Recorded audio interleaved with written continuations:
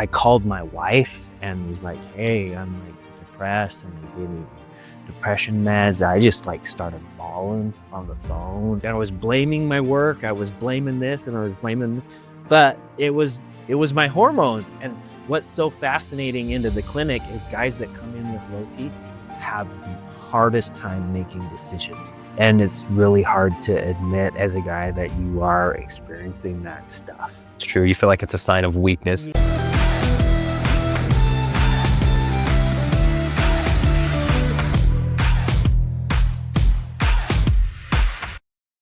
Welcome back to the GrindCast, where we sit down with entrepreneurs and experts to explore ideas that impact business, health, and life. So today we're talking about a subject that many men are curious about, but don't always know where to start. And that's men's health, hormones, and modern therapies like testosterone replacement therapy and peptides. Our guest is JB Spilker, franchise co-owner of Game Day USA, a men's health clinic here in St. George. And in this episode, we'll cover the symptoms men might be experiencing as they get older, treatment options that are available, and the potential benefits and risks. We don't want to forget about those. And ladies, you'll want to listen to this as well if your man is experiencing any of these symptoms. Hey, B, thank you so much for coming on here. I'm excited to be here. Yeah, it's crazy how many women actually call our clinic. Yeah. And they're like, my husband is struggling. Please, can you help him? And yeah, it's so true. Our hormones, men have them, women have them. Right. It's part of our life. So I'm really excited to share my journey and my story to help anybody that's might be struggling with some of this. I appreciate it. Let's start with the symptoms here. So, like, what are some common signs that people come for, or that men are experiencing, as we're aging? Yeah. Well, let me to maybe help you understand a little bit better, I'll just share my story real quick of like how I came to find testosterone therapy and what I've learned. But the big thing, so for me, I went to my doctor, it was about like 2 years ago. I was just feeling kind of down, unhappy in my job, having a hard time getting going. And I'm like, man, I wonder what's going on with me, because I'm normally like this exciting, energetic. People used to think my last name was Stoker because I would always say how stoked I was all the time. And I'd really lost that, I could feel it in my house. I'd go home and just lay on the couch and just down. And I went to my doctor and they did blood work on me, just kind of doing a physical, just seeing how everything was. And it was the weirdest experience. I walked in there and they asked me all these depression questions. And I answered on all of them, way bad on the scale. And the doctor never told me I was depressed, but I knew by how I answered the questions that I had some real issues. And he's like, hey man, here's this depression meds. I know it could be situational, whatever, but here you go. And I'm like, oh my gosh, I'm depressed. JB Stoker is depressed. And it was, my heart just kind of dropped down into my stomach. And because I've always been, entrepreneurs, I've always done a lot of things, loved investing, loved trying to create businesses. And to hear that you're depressed was like, hey, that's not me. I fight through this kind of stuff, And so I called my wife and was like, hey, I'm like depressed, and they gave me depression meds. I just like started bawling on the phone, and you didn't realize this before. It was just like, I'm just grinding. I'm going through this stuff. There's these challenges. Yeah. That's just life. And I'm just going to go through it. Yeah. And then the doctor's like, well, you're really depressed. Yeah. I am. Yeah. Like I have a mental problem. Right. And I've really come to appreciate that there are mental barriers that exist, that people have challenges with, and a lot of times in the entrepreneur space, you're like, just grind through it, work hard. You got to keep it. And so I'd always been grown up that way. You fall down, you get up, and you keep pushing no matter what. But I was broken, man. I was completely broken. And so I filled my depression med prescription, you know, and had all kinds of weird feelings about doing that. Talked to some friends, they're like, yeah, you should totally take them. There's a lot of people that take depression meds. There's nothing wrong with it. But I was talking to a friend, going to lunch, kind of opened up about this stuff. And he's like, well, what were your testosterone levels? And I was like, well, they said everything was fine. He's like, I guarantee you, bro, that your testosterone levels are not fine. The range is from 300 to 1200. So it's like, you know, if you're a 300, you're at a D minus, like you're flunking your testosterone, right? And if you're in the thousands, 900, 800, like you're rocking, you're kicking butt, you're feeling good, you know? And so I had no clue what my levels were. And he's like, hey, I know you're unhappy with your job, probably. And I've learned that tea can be a big factor. There's this awesome group. It's called Game Day Men's Health. They specialize in men's hormones. And I really would like to bring the clinic here to St. George, but I don't have the bandwidth to run it or manage it. And I'd love to have a partner in it. I said, okay, cool. So I flew out to California, went to game day, saw the company, and they checked my tea, and my testosterone was like in the high 300s. And they're like, dude, your tea sucks.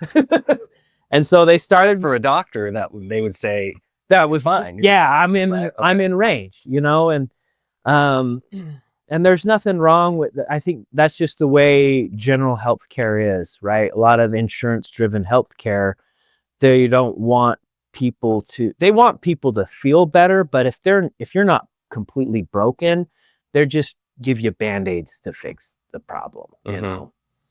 And so yeah, I started testosterone therapy with Game Day, and man, I just felt like my old stoked self again. Like I had more energy. I stopped drinking I would drink like 4 or 5 energy drinks a day just to get through the day, you know? I'm like, wow, this is amazing. And I'm like, yeah, man, this is working for me. Let's do this. And so me and my friend partnered up and we brought the franchise here to St. George. And I'm still on testosterone now, but got rid of my depression meds. I just have more drive to get to the gym. Yeah. I'm just more excited about my work, and even just my whole outlook on life. I'm just more optimistic, whereas before I was definitely a lot more pessimistic, and I was blaming my work. I was blaming this, and I was blaming, but it was my hormones. And what's funny about that too is it's kind of hard to admit that you have low T, right? Like every guy wants to, Like, I've got a lot in your eye. yeah, he's got super high T, you know, and there's all these jokes about testosterone out there. And so, You want to be the one guy like I blow. yeah, I'm the low guy. I have to take shots, you know. But it's crazy how much our body needs testosterone to function as guys. You know, even women have testosterone. It's a normal hormone that's found across the place, but there's just a lot of taboo out there, a lot of false myths, and a lot of scary stories. Yeah. You know, you hear of the people think it's steroids where you're like angry and you just want to get jacked, you know, but it's not like that. And there's a right way and there's a wrong way to do it. That's what I've really learned. And that's kind of my story of, you know, you asked about symptoms and things that you see, but those are kind of some of the stuff I've seen. But a lot of guys come in, they can have just we talked about the depression. A lot of it's the energy. Yeah. A lot of it's the drive. Some people Brain fog. Yeah, I get a lot of brain fog type stuff. That guys are like, wow, I can think a lot clearly. And it's what's fascinating too. There's a lot of research on guys with high testosterone versus low testosterone, and especially in the entrepreneurial space. Right. One of the risk factors of having too high testosterone is you're more willing to take risks. and do things a little bit more extreme, Right. you know? And so a lot of entrepreneurs are risk takers and This is why Ben's lifespan is shorter. Yeah. They'll do things that are, you know, we do stupid stuff sometimes. Yeah, and it's because of our the hormone testosterone helps us take risks and do those things, you know. But obviously there's a balance to it, right? And what's so fascinating into the clinic is guys that come in with low T have the hardest time making decisions. It's like their decision-making ability, they got to talk to this person, they got to talk to that person, they just don't know what to do. It's confusing, and they're just not as decisive, and they're not action takers, you know? And so getting their hormones right, you might be feeling fine and doing a lot of stuff, but it's amazing how like your decision-making ability improves and all those types of things. And I didn't realize that when I started that.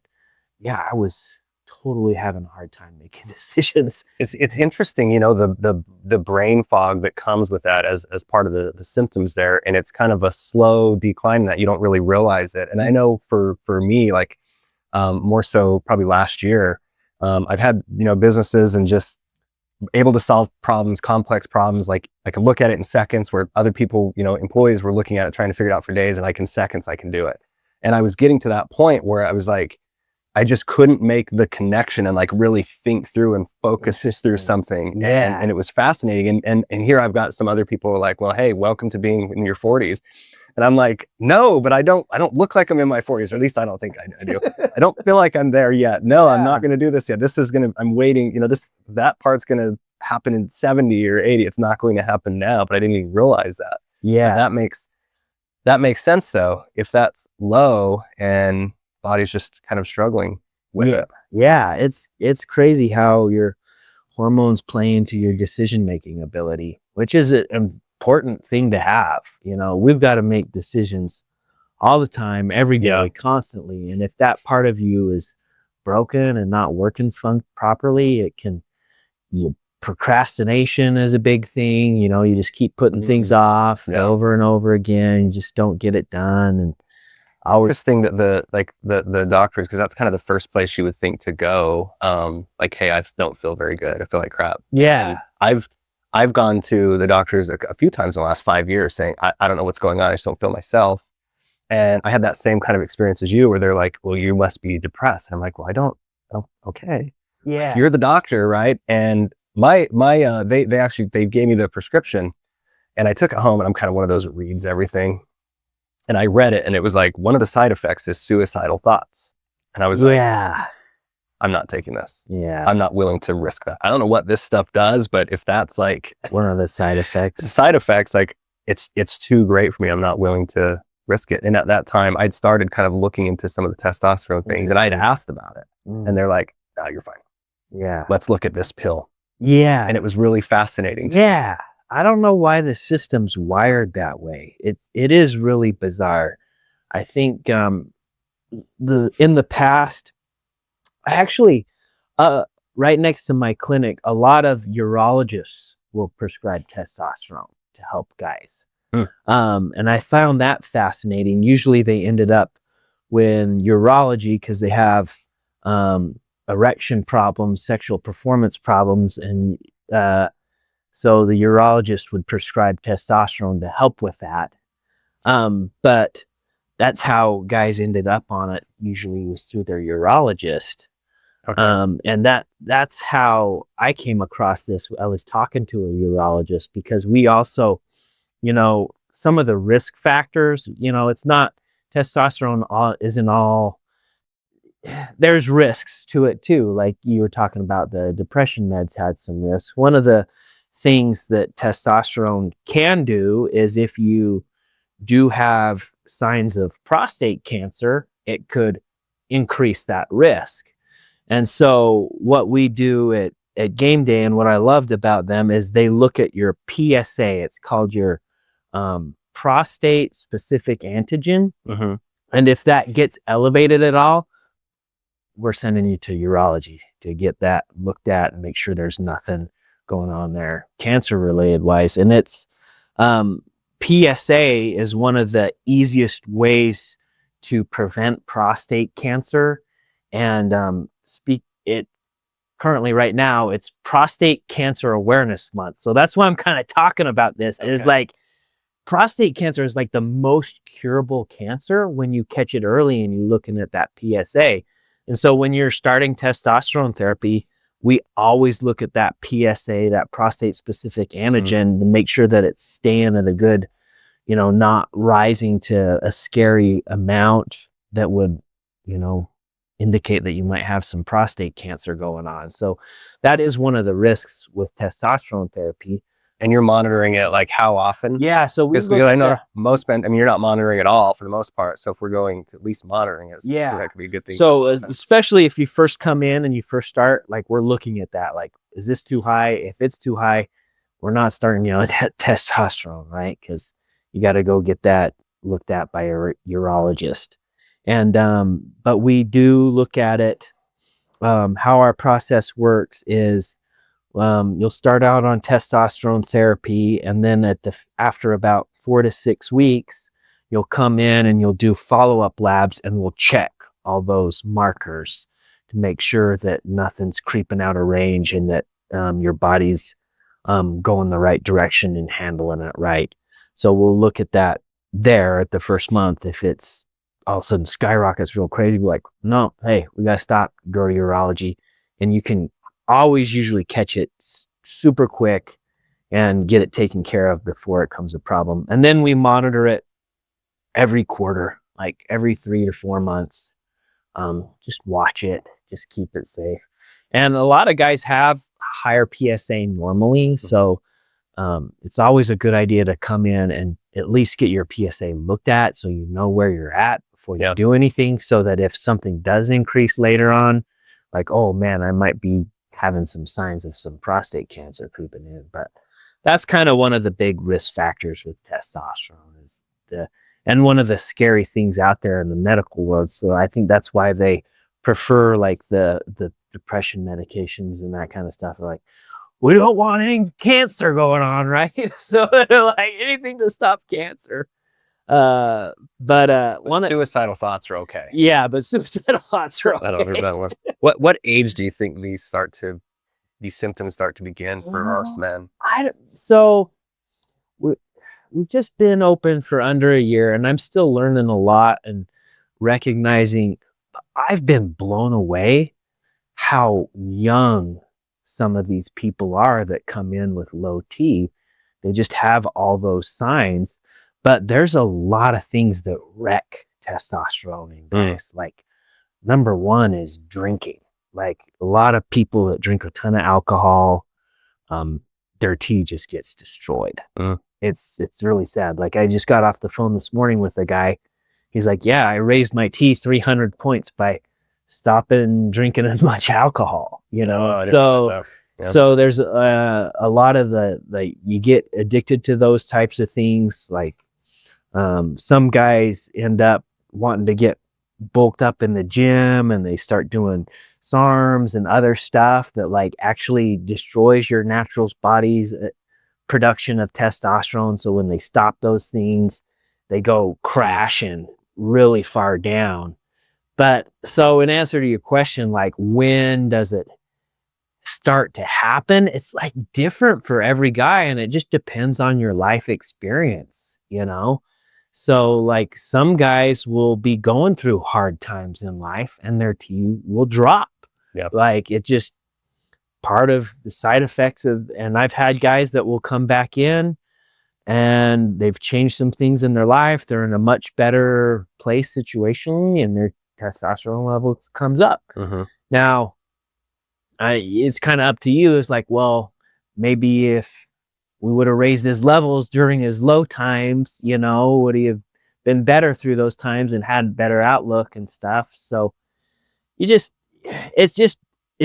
all over the map with testosterone therapy. A lot of people are blaming our food, just lack of nutrition, and our sedentary lifestyles. One of the best proven things to help boost your testosterone naturally is get outside, exercise, and Right. It's not go home and watch Netflix, you know. It's get active, move your body. That helps produce testosterone, Okay. helps get you like sports are really good for helping to boost testosterone. Even if you're not like an athlete, like just go play some pickleball or Right. like, you know. It's hard to do if you feel exhausted. Yeah, that's true. That's the one downside. 'Cause Yeah. I know when I was experiencing that a little while ago, just the motivation being a little bit lower. Yeah. And in my head, I knew, well, if I just get some sports done and I do, do these things, but the desire is Yeah. just not there. It's true. So it's hard. Yeah, it is. It's really hard. Maybe you need to find a couple of buddies or so that are like going to hold you accountable. Yeah. Come on, you're going to come and do this, whether or Yeah. not you feel like it anyway. Yeah, it's true. Because, you know, when you're low, you're low. And so it's really hard to pick yourself up and get you going. So one of the other things that people worry about with testosterone, which I hear about, is like, well, can I ever get off of it? You know, and I don't want to be dependent on it.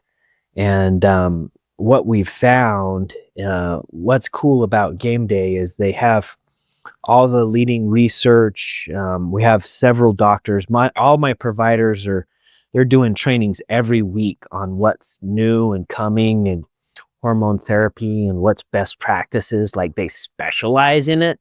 And what they find is usually you kind of have like, it's like one of those things that as you age and it goes, like if it's age related low T, then it's probably not going to be coming back up, you know? So it's a good idea to start supplementing, because it's crazy too, because a lot of people are like, wow, I don't want to have to take it forever, but man, you could be taking blood pressure medications till you die. You know, you could be taking cholesterol medications till you die. So something like testosterone to help prevent some of those other issues can be a huge game changer to actually help you live longer, which is really cool that we have that this time in our lives. You know, I don't think this didn't really exist before now, and people just kind of wasted away and died sleeping on the couch, you know. But we live in a time where science has improved so much, and there's definitely a difference between like a lifespan and a health span, right? Like once you hit 40, you totally feel it. Like your health span's starting to decline a little bit. And sometimes you don't realize. Yeah. As my case, you didn't realize it. Increasing that health span, you know, so that you can not have to go to that assisted living. Right. Or delay it at least. Yeah. Keep it going. You want to be independent as long as possible. And it helps keep your muscle on your frame, so you're not losing as much. That's one thing I really noticed too, is I can actually like go to the gym and like feel myself, hey, I'm getting stronger again. You know, it was like once for me, like kind of mid-30s, it seemed like no matter how much I worked out, like my body composition wouldn't change at all. And I would like eat better than I'd ever eaten before, you know, because you're kind of wiser and smarter and have more self-control. But do you think part of that is just, and this is just something that I noticed when I hit in my 40s, the workouts, the intensity of it had dropped without me even realizing it. And I would just be tired at the end. Yeah. And I kind of be tired the whole rest of the day and have to like take a nap. Like, those who know me, I am not a napper at all. So I'm suddenly having to take naps. And I'm like, what the heck is going on? Yeah. And so I'm looking at those and like, I'm doing the workouts and I'm like, I'm there. I'm putting forth the effort, but I just felt like I could not push the way that I normally would. I like to push to failure. I like to go, you know, push kind of beyond the comfort zone or beyond those limits, right? And that's what triggers muscle growth. Yeah. And I just felt like I couldn't. Yeah. And so I don't know if it's kind of some of, you know, having to do something with that. Totally is. Yeah, it totally is. I had a same experience, and it's hard our lives are so busy and we always have so much going on. We have big ideas, big dreams. And when you're feeling down and can't recover as quickly, um, you just you just feel drained all the time, And World's so if like a different you're place. using all you can manage your time, your attention, and your energy. And too many people don't pay attention to managing their energy levels, Yeah. I feel like. And so if you only have so much energy and you use it at your gym workout, then you're toast for the rest of the day, But when you have your hormones right, like you're designed to be able to do hard things and your body can naturally recover when everything's working properly. Um, I've had guys, it's crazy, but must like back pain, knee pain, elbow pain, injuries that were just chronic all the time. Um, the guys are like, man, my back doesn't hurt anymore because you got the strength and the stability of the testosterone helping to keep your muscle mass on your frame. And so it's not coming off as quickly as it used to. You're still going to have natural atrophy, you lose, if you don't use it, you lose it. Yeah. But if your hormones are better, you're not going to lose it as fast and it's going to stay on. And those natural mechanisms of when we push, they grow, you come back stronger. It's so important to stay on top of that kind of stuff. So how did you going through that, like how did your perspective on men's health change after you kind of went through what you did? Yeah.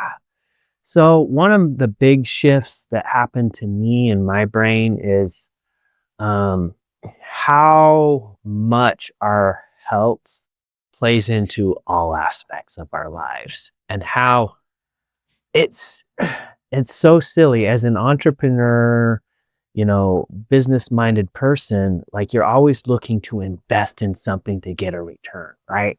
Try to get money on this or try to get money on that. What's gonna get the best return? But we don't ever think about how much we invest into our body and the return you get on that. Yeah. And that's what's really shifted for me is like when I started investing in testosterone therapy and all of a sudden I had more energy to do more things and take on more projects. And I'm like, oh, this is awesome. And then one of the other things we offer is a lot of peptide therapies, so one of the first ones I hopped on is called tirzepatide. It's a weight loss peptide. It's considered in the GLP-1 category. And what that does is it helps your body get rid of the fat and helps stop your hunger. And so you just don't eat as much. And I'm like, yeah, I want to trim some fat off my body. And I took tirzepatide for a couple months. I lost 15 pounds. I've never been like a really overweight person, but losing that 15 pounds, I coach soccer for all three of my sons, and I just felt way better at soccer practice. I was out there mixing it up with the kids more. Yeah. My joints weren't hurting as bad as they used to. And just that investment into your health, it's like, why are we not doing this? You think about losing 20 pounds, it's going to help me. My cholesterol went way down, so my risk of heart attack, my risk of other weight-related diseases like obesity and too much fat on our frames is one of the leading causes of all of the healthcare issues that we have. Yeah. And we have these just lower quality of life, especially if it gets extreme. So why not invest in something that can help you break that cycle to have a better health span? What good is this return on your investment if you can't have the ability to go to the World Cup coming next, this summer? Yeah. So that's the big mental switch that's happened for me is that it doesn't matter how old you are or where you at, you absolutely need to invest in your health. Like, it's the one thing that once it's gone, you can't get it back, you know? It's the most important investment. That's how we live, that's how we breathe, that's how we function, and so it's amazing to me how many people don't consider that as an expense, right? Like, they health insurance will cover it, you know, Right. when you're sick and you're broken. But what about stopping it so that you don't get sick or broken and keeping you having a healthy lifespan? And so I've just been like, yeah, man, if I can stop, you know, lose 10, 15 pounds, feel great, I'm doing that. The other thing we offer is like, there's this peptide called Simorelin, which helps with your getting your muscle mass to get back. And there's the cool thing about peptides, people are like, oh, that sounds like steroids, you know? I was just gonna say, like, what do you say to those people who think that these are steroids? Like, Yeah. are they? So what I've learned is that they actually just help your body produce what's already found in it. So you already have human growth hormone in your body right now. It might just be dormant or not be, it's might not be being utilized or not utilizing a lot. So Simorelin will go in and help trigger your body to like, hey, use this human growth hormone that you already have in your body. So that's what's cool about the peptides is like the side effects are like almost zero. Like there's very little risks. And there are some risks, and that's why we have a healthcare provider to know if like it'll interact with any medications you're doing or that kind of stuff. But that kind of stuff that's what the peptides do is they just grab onto the stuff that's already in your body that might not be functioning or working right, and just gives it a little boost. What are the differences for those who maybe don't know, like between like the testosterone and peptides? It seems like there's a lot of different peptides. I don't Yeah. understand those all that. You know, and I'm not an expert on it either. And that's why we have these providers that go through the training to learn it all and are super Yeah, you have somebody in your office, I think, Yeah, that knows that stuff. Yeah, but you know, testosterone is considered I believe it's a Schedule 3 drug, whereas the peptides are not. They're kind of just more like considered therapeutic a little bit, you know.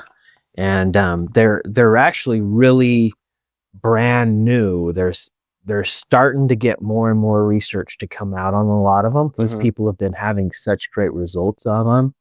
And pharmacy, we get them through pharmacies, so they're being compounded through a legitimate source, but they're just not often talked about, or there just hasn't been a lot out there. It hasn't quite. It's starting to become more mainstream, but there is kind of a little bit of a difference in how they classify them medically, but I couldn't tell you exactly. Gotcha. That's okay. That's okay. What you talked about the risks just a moment ago. Like there are still risks, and you talked about the risk a little bit if somebody were to have either prostate cancer or kind of the beginning part of that. But the way you're mitigating that, of course, is closely monitoring it. What are the other risks to doing some of this stuff?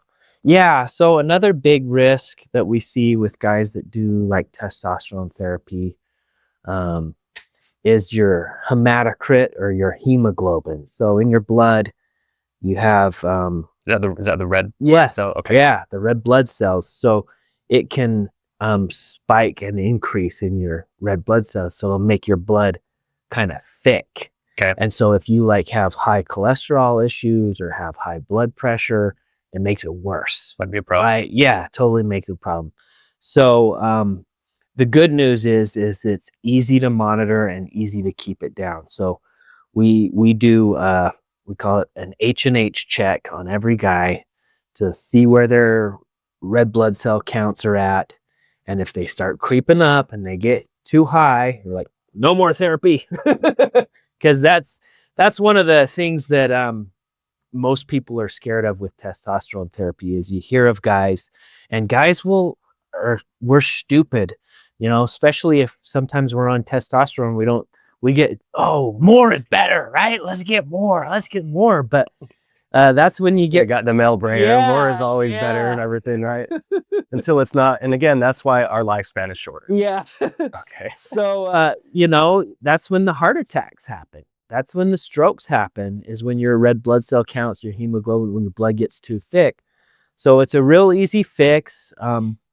We send you to phlebotomy, and phlebotomy is a blood draw. So they just take some of your blood, just get rid of some of your blood. Okay. It helps thin out your red blood cell count. It's actually really healthy to do every 3 months. You can donate at the Red Cross, or you can go to your local hospital, find out where you want to go. Just get rid of some of your blood, and that usually fixes the problem. And that's probably something that, I mean, especially like for me at my age, like I don't monitor that normally. I need to think about it. Yeah, but you would creeping up and I wouldn't know about it. But with this, if you're monitoring it every few months or whatever the process is anyways, then it seems like that could be a good thing as well and be helpful. Yeah, it totally is. Because a lot of guys, you know, they'll come in and they have a little bit higher count when they start, and like, whoa, we gotta slow your dose down.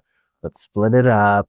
Go donate some blood, and you can continue. A lot of guys find it worth it for the benefits to go donate blood. It's not that big of a deal, and it can be helpful, you know. So those are the main two, is the strokes and the heart attacks you hear about. And that's the H&H, and so we monitor that every couple months. Definitely after your first visit. Once you start, we'll monitor it a month after that. And then, you know, guys will call in and we teach them, hey, if you're having these symptoms, you need to stop. We need to go get a blood draw. Like, we educate them on that. And that's the other part, is just, how often do you see that? You know, it surprisingly happens, you know, because unfortunately there's a lot of high cholesterol in our society, and it does happen. That their levels are higher and they've got to go donate blood, or that they like have a stroke while they're on. If they donate the blood and we haven't had anybody with a stroke or had a stroke or a heart attack from being on it, that we've, you know, treated while we've been treated. I've had guys cancel their care and maybe they go do it somewhere else, and I don't know what their dosing is or what they're doing, you know. But the guys that we track and are part of our model, we haven't had any issues with people having strokes or heart attacks, because we're watching it. Because you're watching it. Yeah. And we've had guys that come in high and they get a little pissed off because, I can't take my tea. Why are you telling me not to take my tea? I'm like, dude, you say, well, but Keith, and you say that's part of why you sign up with us, is so that you don't get sideways on it. And so it's an important thing to go with somebody that can keep you safe instead of just going and buying it cheaper online. You know, yeah, you need to mitigate those risks. Yeah, sure. Totally. Are there certain people who might not be good candidates for some of these things besides somebody who has cancer? Yeah, so we turn guys away all the time, just because their T levels are fine. You know, they might have some of the symptoms. They come in and get tested. They come in and get tested. We offer a free testosterone check for every guy. We believe it's every guy's right to know their numbers, to know where they're at, so that they can watch it throughout their life. And so a lot of guys come in and their testosterone levels are 800, 900. They're doing great. You know, we're not going to set him up with testosterone therapy because he's already fine. It's probably something else he's got to work on, you know, and we can refer him to other specialists that help with different things, if they need that. But yeah, that's usually who we turn away, you know, people that want to be a bodybuilder and get more test in them, you know, even though they're already hot. Like they're not feeling the negative symptoms of it. They're just like, I just want to be higher because I want to get jacked. Yeah. That's not you know, we want to keep guys healthy, but we're not like shooting guys up to be the next, you know, Mr. Universe. Right. They're not as concerned about the overall health, right? And that's Yeah. why there's a lot of those bodybuilders that just they don't make long term, Yeah. right? But they're going crazy on steroids and stuff. Yeah. If someone is unsure, is there a way for them to try it for a short period of time? You know, where Oh, they yeah. try it, see if there are benefits, see if they have any negative side effects, see how they feel, and then if they're like, hey, you know what, this isn't for me, Yeah. you know, It happens all the that- time. Yeah. We have guys that just try it for a few months and they're like, yeah, this didn't really seem to affect me that much. And that's totally fine. You know, I was talking to one of my providers and they're like, you know, some guys, even though they might have low T, they might be non-symptomatic. Like they might not be feeling down. They might have good energy. They might have all of this stuff and they just have low T, right? should they base it more off of the symptoms that they're feeling as opposed to the number? Yeah, exactly.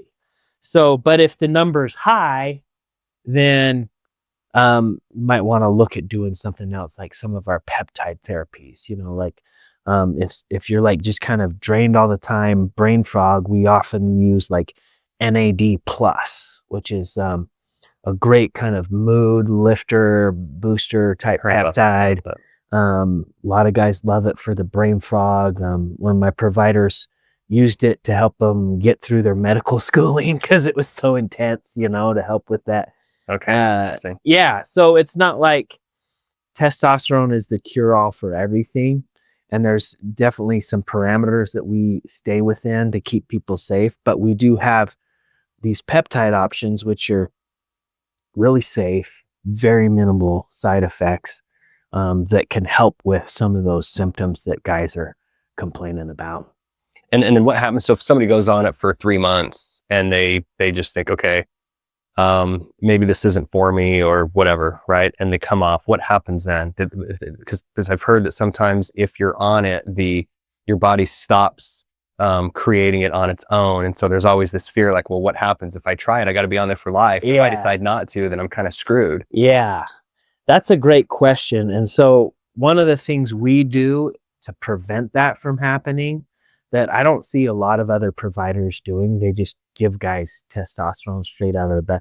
We also couple testosterone therapy with, we either use in clomiphene or gonadorelin to help keep your natural T going. Because you're absolutely right. Once you start injecting something into the body starts becoming dependent on it and like, hey, I don't need to produce this anymore. And so with the gonadorelin and then clomiphene with your testosterone, it helps keep that natural level that you already have still there so that you don't experience that you would with most other places if they were just doing testosterone. So if you were to come off, you decide, hey, this isn't for me, you come off of it, you would return kind of to baseline to where you were before. Yeah. And the gonadorelin, is that the one that dissolves under your... Yeah, you can do it a couple ways. You can dissolve it on your tongue. There's also like a sub-Q, which is kind of like a diabetes shot that you can inject a couple nights a week. But yeah, so that's what usually happens. So I would, if you're considering testosterone therapy, make sure you ask about gonadorelin and then clomiphene because, if you do want to come off or don't think it might be a long-term fix for you, then yeah, but some other guys are like, yeah, I don't really care. I'll just do it. But yeah, that's also helpful. Which brings me to another point. One of the things a lot of people are worried about is when you start testosterone therapy, well, can I still have kids? I've heard that where like, oh, you're not going to have your sperm count anymore because you're getting T into your body, and some of us that are... Yeah, we don't care. Yeah, we don't care, right? But some of these younger guys that have low T, it's a real legitimate concern for them. Right. And so that's why you got to have the gonadorelin and the clomiphene to help keep your sperm production high so that you can continue to have kids so that doesn't become a factor for you. And so usually we'll address that in the consult is it doesn't always have to be the testosterone shots. There's other things, other pills, other concoctions we can do to help get your T up without sacrificing some of those things. Can you explain what those are, like, how the actual treatment works, like whether there's like injections or creams, or you mentioned there might be a couple of... Yeah. So there's a lot of different ways. It all just depends on who you are and what you want to do. We've talked a lot about Everybody's afraid of needles. Yeah. So there's a weekly shot. We like to, we'll ship it to you. You can do it yourself at your house, or you can come into our clinic. We'll give you a shot once a week. But if you're traveling and stuff, it's kind of nice just to do it yourself. But yeah, I hear you're totally afraid of needles. I was that guy. I passed out on my first blood draw, getting my testosterone looked at. Which is not... We're all tough guys until Yeah. the needle, and then we're like, oh, never mind. There's so, and then we also offer a variety of different oral medications to help with your testosterone levels. Gonadorelin and clomiphene. There's another one called Trex, and they're looking at other options. Oral is still kind of developing, but those ones work. The other real popular way a lot of guys like to do it is it's called pellets, hormone pellets. I don't know if you ever shot a pellet gun before, but they're just little pellets, and you just put them in your flesh, and they slowly dissolve over 3 to 4 months and boost your testosterone levels. That way you don't have to get a shot, and they last for usually a couple months, which is kind of nice.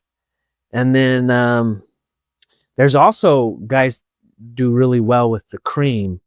So it's just a cream you rub on your body, and it's got testosterone in it. Your body absorbs it, and it raises your T levels. The problems with the creams is if there's kids or other people in the house and they touch the creams, This? Yeah. It can be a little bit, that's nuts. That could be scary, So that's usually our older guys that don't have a lot of other family around and stuff. They like to just do the cream and respond really well to it. So. Gotcha. The interesting thing for me is because I researched it about a year before I started it. And a good friend of mine who, Jared Springer, who I trust his opinion on stuff. I was talking to him about it one day, and he was one who recommended, like, hey, you gotta try it. And I had looked at all the list of the symptoms, and I was like, I'm feeling every one of those for sure. And the thing that got me most, the thing that was upsetting me most, was the brain fog, because again, I'm used to being able to solve problems very, very quickly. Yeah. And I couldn't, and it was just completely pissing me off. And I'm like, I know that I could solve this within a few seconds. Like, why is this so hard? But then the other thing that kind of prevented me from it is just, I'm like, I don't want to do injections all the time. Like, I'm totally nervous about that. And then I've actually learned to do it myself. And it's funny because I thought that it would make me nervous. And there was one day where I just couldn't have somebody give it to me. And so I was like, I've got to figure this out today. And I was like, I'm sweaty. I'm like, we're craving. I'm like, why? Like, it doesn't even, like, when I get my blood drawn, like, you make it out to be worse than what it is. Yeah. And then once you leave, like, you don't even notice it. Right. Yeah.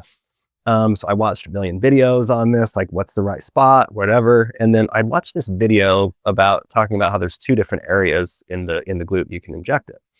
And if you go a little bit more on the side, there aren't as many nerves or whatever there. Oh, cool. So one day I was like, okay, I'm just gonna touch it and just see what it feels like. I'm not actually gonna do it.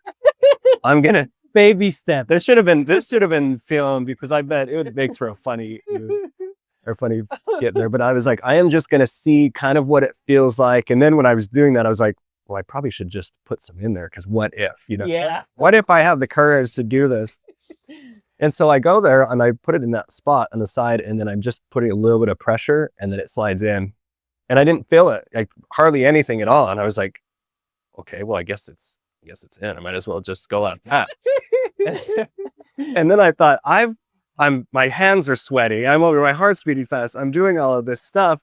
And like, that was the best experience I've ever had with a needle, because it was so much easier doing it in that other spot. And there wasn't, like, when I've gone before to get it injected, and there's just that there's that 30 seconds when one of your people there are doing it, and just that anticipation, and you're like, okay, if this goes for 35 seconds, I'm out.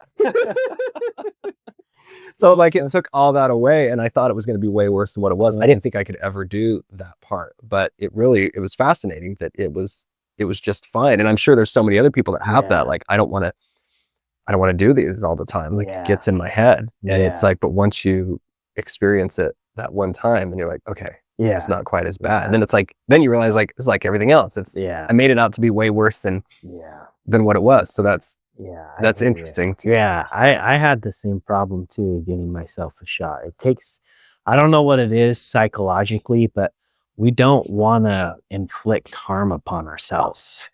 Yeah, you know, and so when you see a needle and you know it's going into your body, it creates this kind of panic response, you know.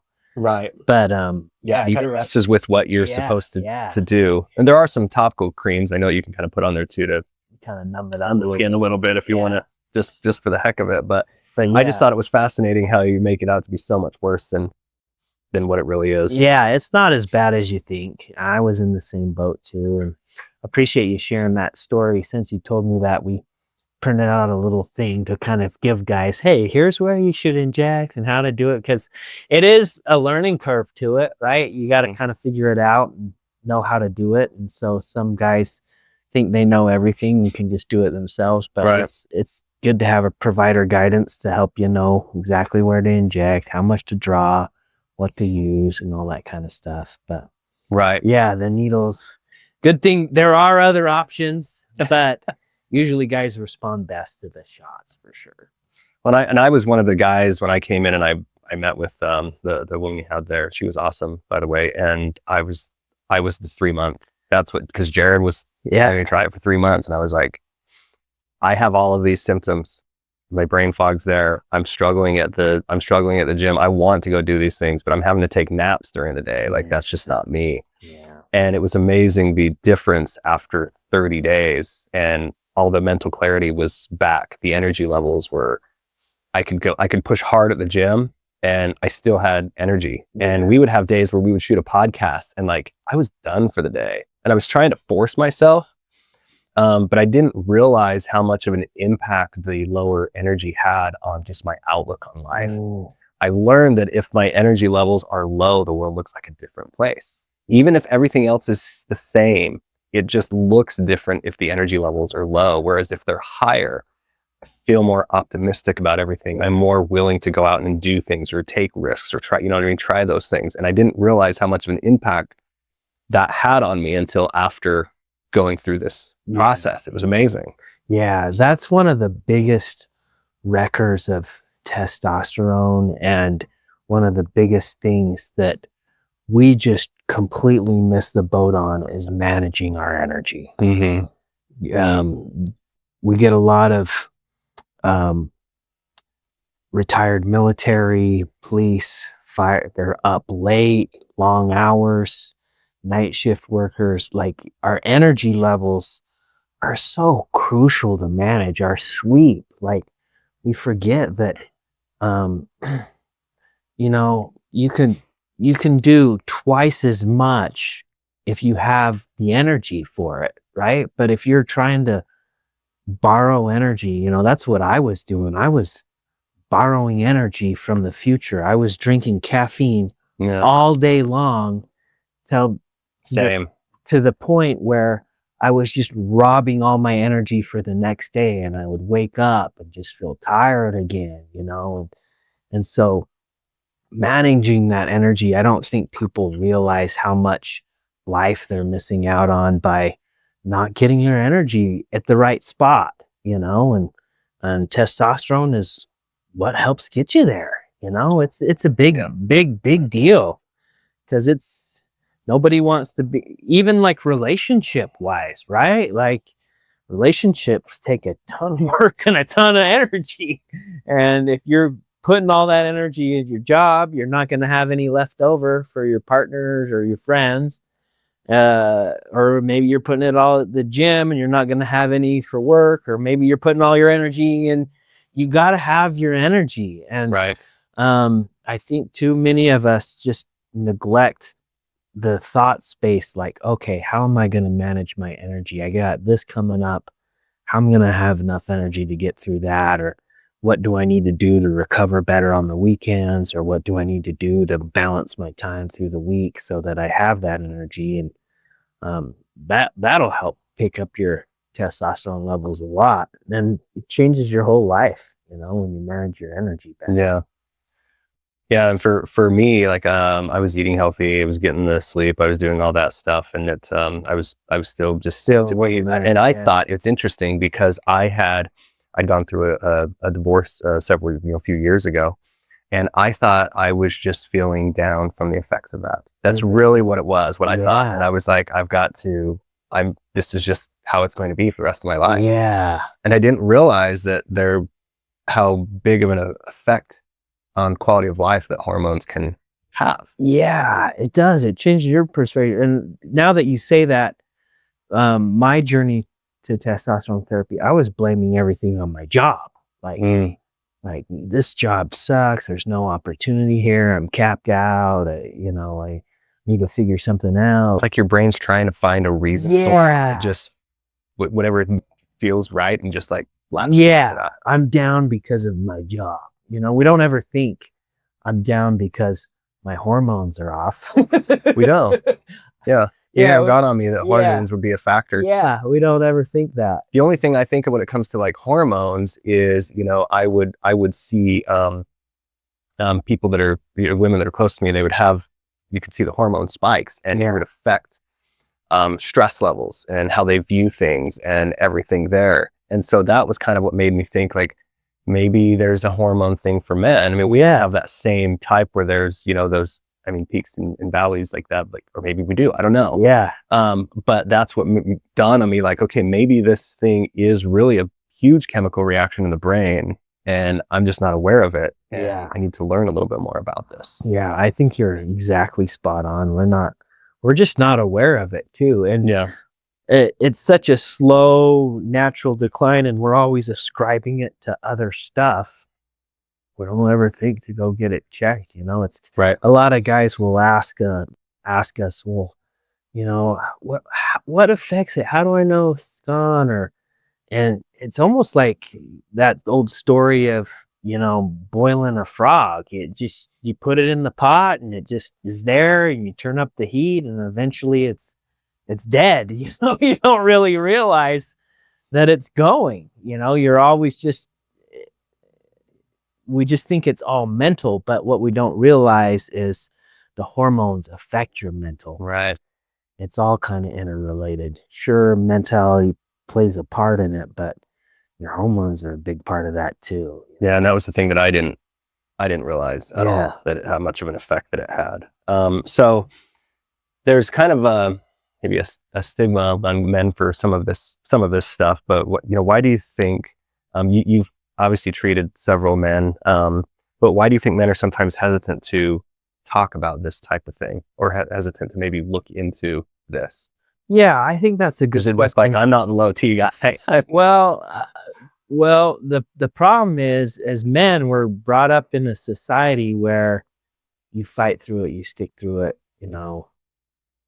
whatever the challenge is. Yeah, buck up, and that was me until I ended up in depression meds, and then I started asking people, and they're like, hey, you should go get your hormones checked, So unfortunately, I think the way society is wired is shut up and go to work. I don't care, buck up, put in your hours.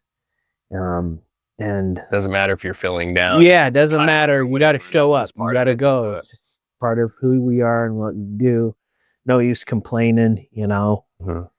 And so I think it's just a society thing. And it's really hard to admit as a guy that you are experiencing that stuff. They feel like that's true. You feel like it's a sign of weakness. Yeah. Say that you're feeling tired, or you're feeling weak, or you're feeling like you're not enough, or right. That makes sense. And it's interesting too, like when, I don't know why this is, but I heard something about when people start complaining to you about their health, how little compassion other people have about that a lot because you're not usually experiencing those things, and so it's hard to relate to them. And so I don't know. I've been around people that are always complaining about their health, and you're just like, oh man, get over it. That's true. Like, they're like, I don't want to hear about this every time. This is what it is. I'm like, back hurts, your back hurts, whatever. And it's almost every time that you see them, right? And so I don't know. Maybe it's just me. So you're like, I don't want to be that guy. Yeah, I don't want to be that guy that's just always complaining about being tired or this hurts or that hurts or I just have no motivation. It definitely requires some humility.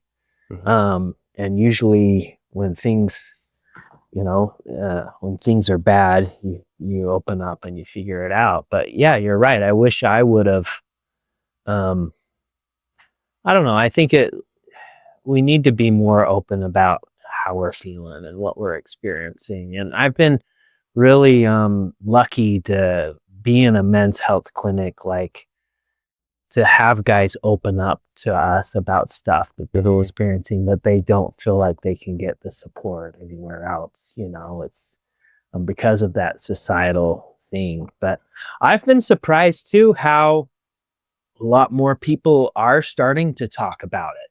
Yeah. It is becoming a thing. Like I had a guy come into my clinic because he listened to the Joe Rogan podcast. Like people are those big public figures are talking about their hormone therapy and how what help. I watched them all. And so it's becoming a lot more normal, thankfully. But I don't think that was the case in the past. I was talking to a doctor yesterday, and he was practicing medicine out in Kansas, in this small town. He said, he just moved here 6 weeks ago, and he's like, hormone therapy is renegade out there. Nobody does it. I moved to St. George, and I hear more about it. It's more more mainstream. It's discussed. It's talked about. Yeah. And so I think there is an awareness that is starting to build. And I'm not saying that Kansas is backwards anymore. There's a lot of great people out there, but I do feel like there is still a lot of stigma and stereotypes. For sure. But slowly, I think we're learning and we're growing in our understanding of the human body. And so cool. We live in a time where we can get this kind of stuff fixed and help guys and doing much better. I think a lot of us just don't think to ask our buddies how they're feeling. And if one asked me, hey, how are you doing? I'm like, I'm awesome. Yeah, I'm feeling great. Everything's great. Get the old, what's the James Ramsey response he always says? I can't remember, but I'm doing better or something. I can't remember, but yeah, we're always got these programmed responses. Oh, I'm doing good. How about you? Yeah, I'm doing great. I was talking to a relative that recently in his 50s, and I was just telling him about some of the things that I was experiencing. And I'm thinking like, oh, he's great. He's riding a bike. He's doing all this stuff. Right? And I'm thinking he's great. And I was telling him some of the stuff that I was experiencing before, and he was like, oh yeah, I got that. Yep, I got that. Yep, I got that. And I'm like, we would never know because we don't ask those things for one, and we wouldn't get the right answer anyways. Yeah. We're supposed to be tough and nothing's supposed to bother us. We're not supposed to say that, yeah, man, I just don't feel good. I don't feel right. I'm not as motivated as I used to be, and I don't know why. Yeah. And I don't know if it's, guys are really competitive. We love sports. We love to compete. We like to try to outdo one another, part of play and that kind of stuff. And so I wonder if a lot of that plays into why we don't talk about how we're feeling. Maybe. If you're feeling great, I don't want to tell you I'm feeling terrible. Yeah. Okay. Because then it puts me at a competitive disadvantage or something. Maybe. I don't know. Makes sense. So, because, you look up to so many people and hearing what they're saying, but I really believe the opposite is true. If you have, I know you're a mentor to a lot of guys, a lot of people look up to you and what you do.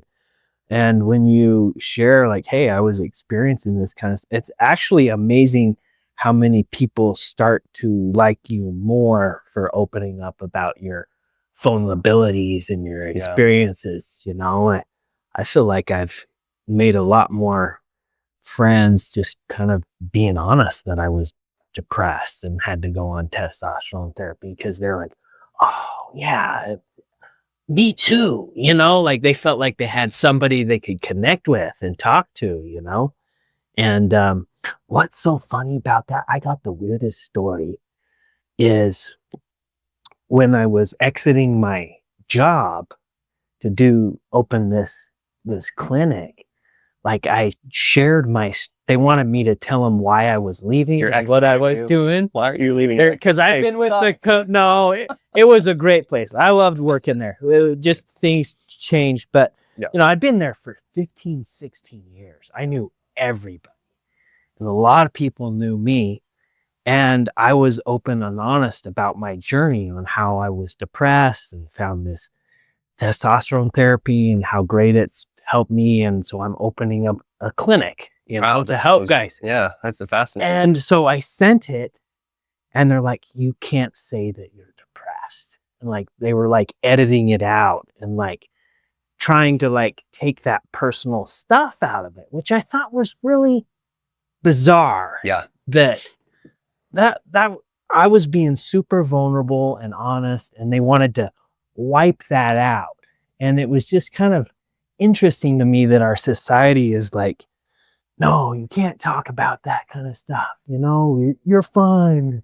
I don't know if maybe they felt like they made me, they didn't want to make it out that, I don't think they made me depressed. I was obviously down and I had low T. It was my problem to deal with, but it's just kind of fascinating how our society doesn't want to hear that stuff.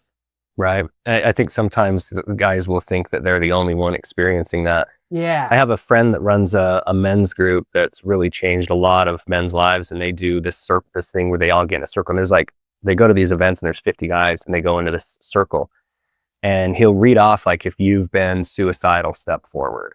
And you'll look and everybody's like, nobody wants to share this. And then they'll step forward. And then it's like, there's this connection made that they're like, I'm not alone. I'm not the only one experiencing this stuff. Yeah. It's okay. But now there's all of these others that can kind of relate to it. And maybe we can get through it together. Yeah. And so I think it's fascinating because like, you'd never know. Like I have buddies that I know now as a part of that group that have struggled with addictions, whether it's alcohol or porn or being suicidal or in autism. And there's a lot of stuff that I can't relate to, and I had no idea. But now I look at them a little different, like they went through that and they came out the other side. Yeah. And you have more respect for them. Mm-hmm. And now they're willing to share that and maybe help somebody else who feels like they're in it alone. Yeah. And they can maybe get some help. And I got a crazy story of another guy. I actually just talked to him a few days ago. But a lot of guys, because we're so competitive and driven and problem solvers, we're usually the ones always out there. People are coming to us with their problems and we're going and fixing them. But we rarely take the time we don't have many people in our lives that actually care about how he's like, I didn't have anybody to help me. Like I was always trying to help everybody else, but I didn't have anybody to help me. And I know this is kind of turning into, but it really illustrates the importance of having good friends and good social connections that actually care about you, not what you can do for them.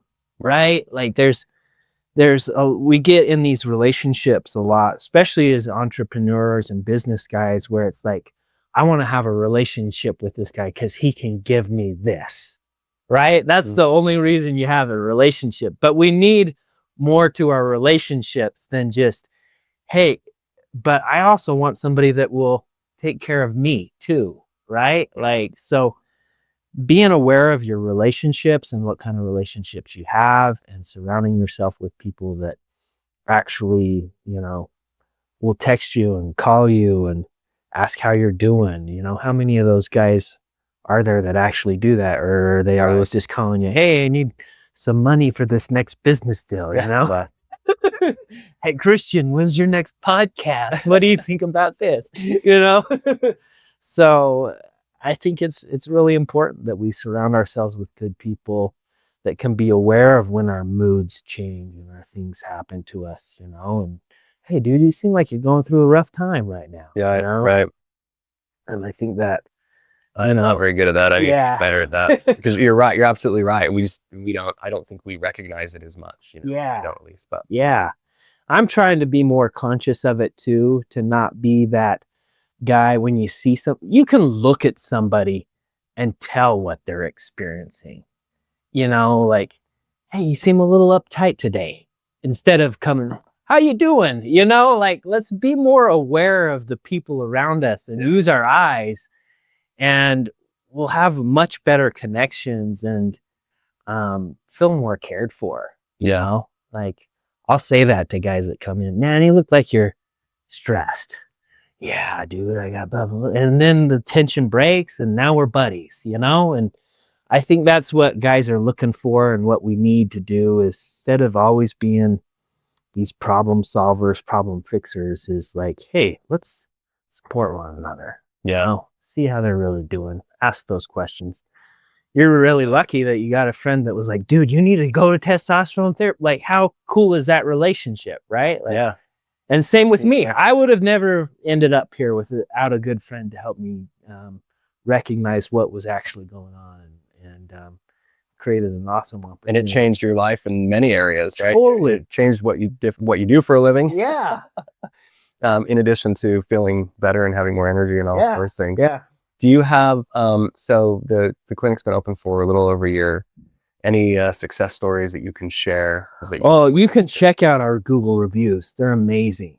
Guys that feel like they have their lives back, wish they would have started it sooner. I feel like I'm 10, 15 years younger. You know, we've got a ton of awesome reviews from the guys that have come into us. But, oh, yeah, I just guy this morning, he just started and he's like, yeah, man, I'm amazed at how much more energy I have. And usually I go home and crash, but I got this project done and I got this project done. You know, they just feel like they're back to them old selves again. And so it's really fun. They have life. They have some life in them again. Yeah. Which is great. Yeah.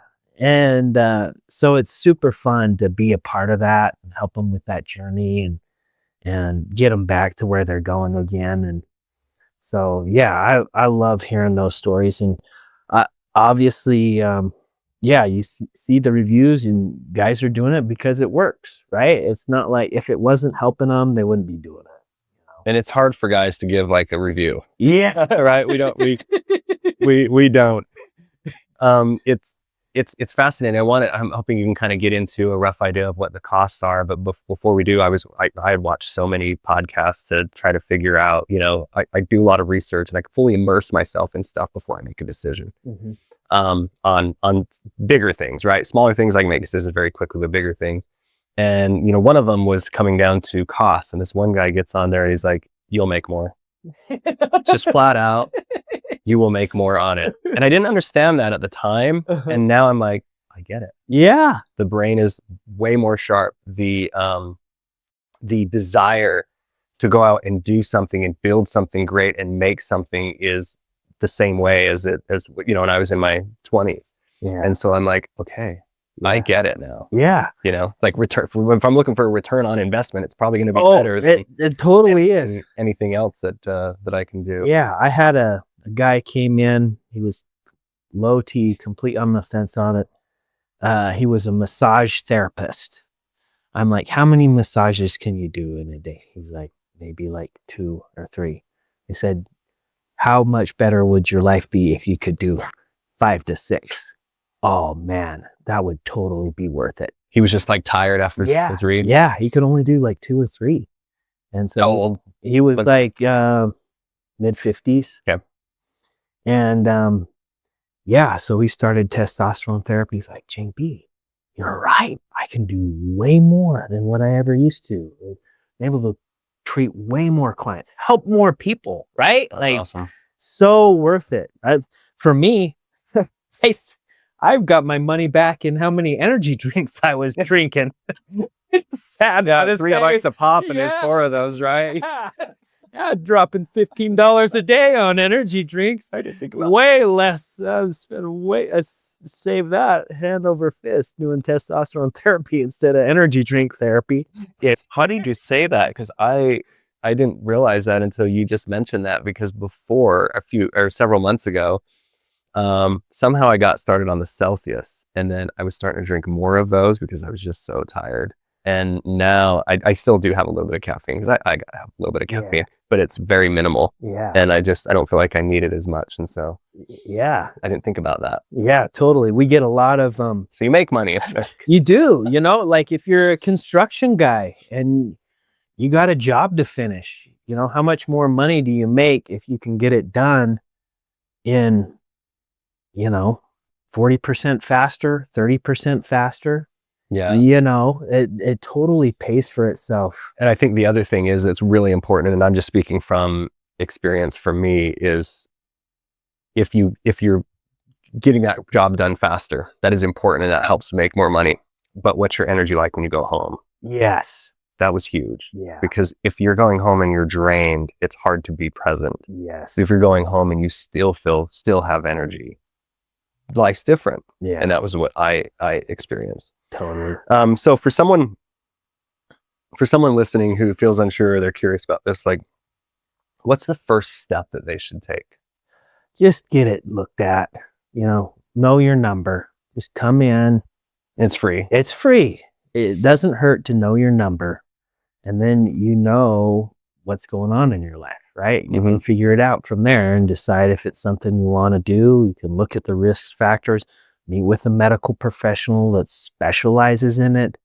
Don't just go to a generalist who's just going to give you general answers and you'll get general care that doesn't really help you. So come in, get it looked at.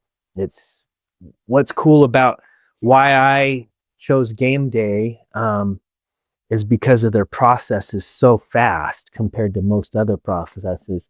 So usually you go in for your consult, then you have to schedule your labs, then you have to wait for your labs to get back, and then you meet with the provider to review your labs. So your 4 steps, that could be 2 to 3 weeks before you really know what you're doing. But what I love about Game Day is we have a lab in the clinic. So you come in, you do your blood draw, we do your test right there.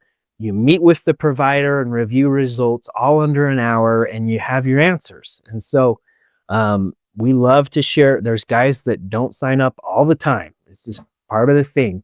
But we want them to know their numbers and we want them to get educated on it so that in the future, if it does decline, or even just the prostate screening itself is worth it to protect yourself from prostate cancer. It doesn't hurt a thing. But That's true. That's not a bad thing. Yeah. It's always good to know. And then, we can send out additional labs if you want. You just have to pay to have those other things sent out if you want them to look at. But you don't have to have insurance.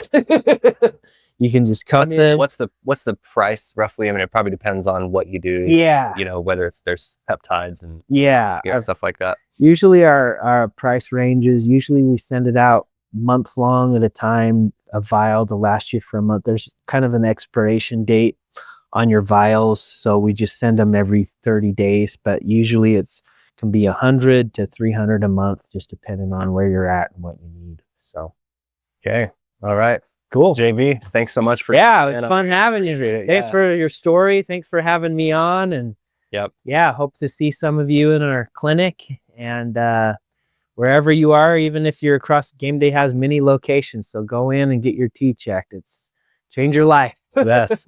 Thanks so much, you guys, for watching. And if you liked this episode, please be sure to like and subscribe and comment down below, like if you're having some of these symptoms as well. So a big reason for me doing this one was I was one of those that I wanted to try it for 3 months, and it made a big difference in my life. And so I talked to JB and I said, wait, I watched so many podcasts out there before I made the decision. That there's a couple of these things that I would just like to get out there so people can understand and they can make a decision, and maybe it changed the lives, or it'll change the lives of a few. So cool. Anyways, thanks so much, dude. Thanks for having me. It's been a blast. Yep.